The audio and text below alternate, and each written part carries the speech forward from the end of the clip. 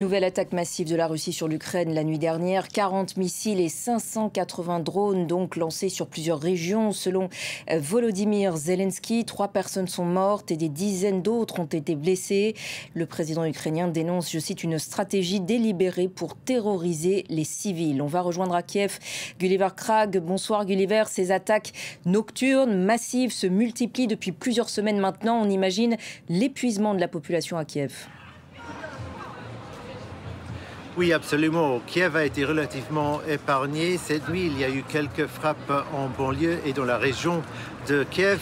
Et l'alerte était en vigueur pendant une grande partie de la nuit parce que les défenseurs de l'air ne savent pas où les drones et les missiles sont en train de se diriger. À plusieurs moments, ils se dirigeaient vers Kiev et puis finalement, c'était juste pour traverser et pour aller ailleurs, notamment dans l'ouest de l'Ukraine. Des explosions ont retenti dans la région de Lviv, à Khmelnytsky, dans le sud-ouest de l'Ukraine, la région de Khmelnytsky. C'est là qu'une personne est morte. C'est une région qui est très souvent ciblée parce qu'il y a une importante base aérienne ukrainienne dans cette région, mais les civils souffrent aussi. Une personne est morte aussi dans la région de Tchernigiv, c'est dans le nord du pays. Et puis, dans cette frappe sur un immeuble résidentiel à Dnipro, dans le sud-est, une personne est morte et maintenant 36 sont comptés comme blessés selon les sauveteurs régionaux.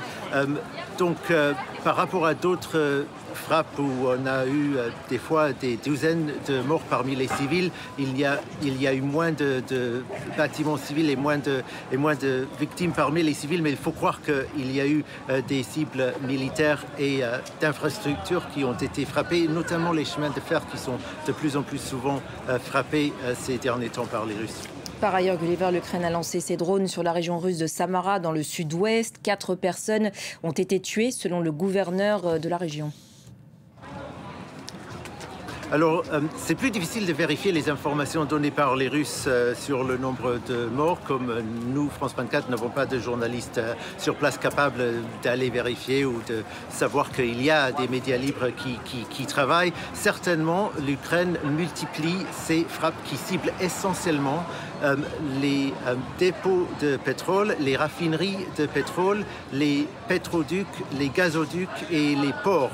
Ils appellent ça les sanctions ukrainiennes et les Ukrainiens sont de plus en plus contents de leur travail ces derniers temps parce que la précision et la fréquence de ces frappes ne cessent d'augmenter. Vous avez évoqué la région de Samara, je pense qu'il y a aussi la région de Suratov, non loin de là, là aussi il y a une raffinerie de pétrole qui a été frappée. Il est assez facile de savoir que les raffineries ont été frappées parce que cela provoque des incendies énormes et on voit les images sur les réseaux sociaux. Donc là, c'est plus facile de vérifier. Il y a aussi des commentateurs, des civils russes qui tout simplement commentent et postent des informations sur ça sur les réseaux sociaux.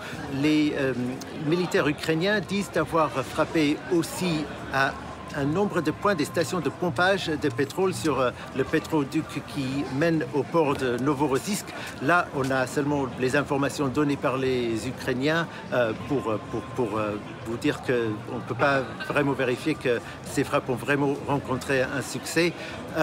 Et aussi l'aéroport de Engels, ça c'est aussi un endroit qui est souvent ciblé par l'Ukraine et pour des frappes qui ont eu lieu il y a plus de temps, il y a quelques mois, il y a eu des images de satellites qui prouvent que réellement ils l'ont frappé. Là, ils disent l'avoir frappé encore une fois, mais là encore une fois, on ne peut pas le vérifier.